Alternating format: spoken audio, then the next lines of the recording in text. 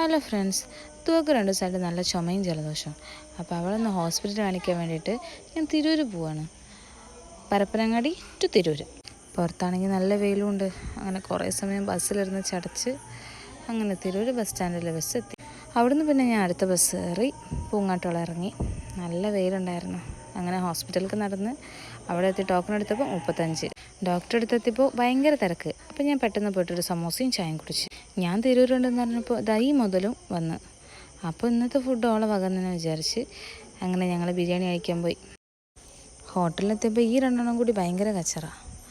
അതിനൊക്കെ തീരുമാനമാക്കി ചോറൊക്കെ കഴിച്ചിട്ട് ഞങ്ങൾ തിരിച്ച് ഹോസ്പിറ്റലിൽ തന്നെ പോയി.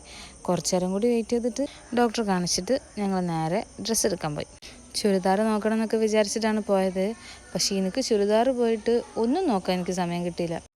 എൻ്റെ ദോ എന്നെ ശരിക്കും അവിടെ ഇട്ട് ഓടിച്ച്. എളുപ്പമല്ലട്ടാ ഇങ്ങനത്തെ ഓരോന്നിനും നോക്കാൻ.